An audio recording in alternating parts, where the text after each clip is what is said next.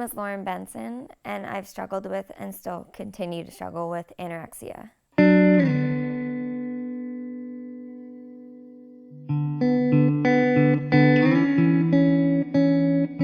If someone was to describe me from high school, they would probably say that I'm extremely athletic, I was outgoing, but that all changed in grade 12. Pretty much I just wanted to get fit, but it spiraled into something so much more. It became an obsession, and it eventually took over my life. And after grade 12, when I moved away from school, is just when it got so much worse.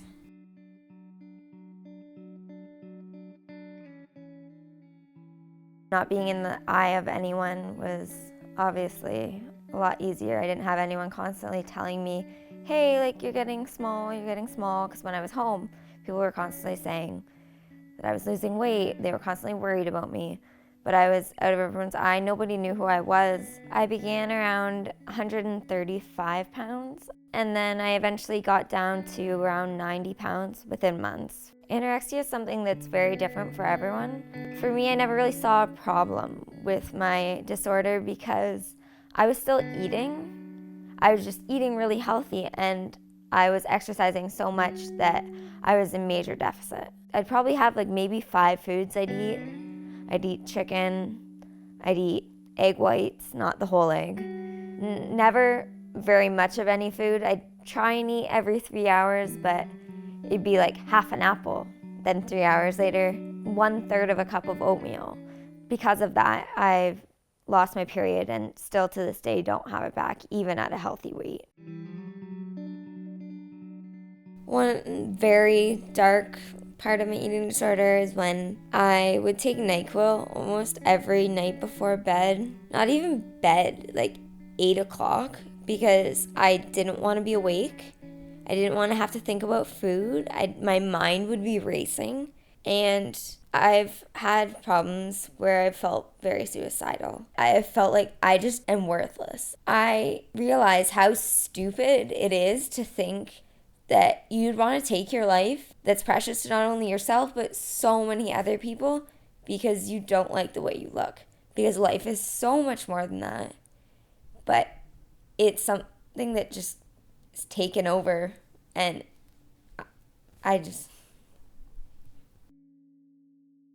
began with a nutritionist, and she gave me meal plans. We had weekly check-ins, all of which I did not follow at all because it was absolutely ridiculous that I would have as much food as she wanted me to in a day. That was just not going to happen. And I'd lie to her and say, yeah, I did it, but for some reason my weight wasn't moving. My parents eventually thought I needed more, so I was sent to another group in London where I had an orientation, and they put me in group therapy.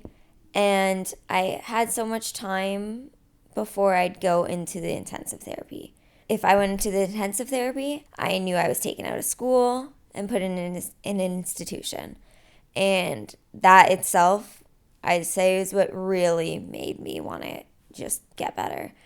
After my first year is when I was cleared, and then I went home for summer, and from then on, it's pretty much just been myself trying my best to deal with it and do what I know is right. It's weird now looking back on the pictures that I took while I was struggling with anorexia. I thought while taking those pictures that I did not look good at all. I thought I looked big. It's just crazy how distorted my mind was. I think it's extremely important to spread awareness because oftentimes mental illnesses are looked at as less superior than a physical illness, which I don't really think you can measure the two.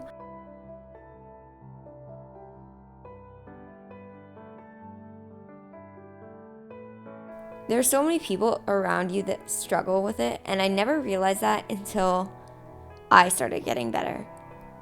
When I posted a picture for Bellet's Talk Day on Instagram, I was very nervous. I didn't want people to think I'm doing that for attention. Realistically, I just want people to know that everyone struggles. Everyone struggles with their own thing, and you don't have to be embarrassed. From posting that picture, many people have reached out to me or talked to me and said that that was brave and people have said that they're struggling and have looked to me for advice. And it's been nice to not only be able to help other people, but they have helped me because they have sort of the same mind as me. They think the same way, and it's a lot better to have an army than to suffer alone.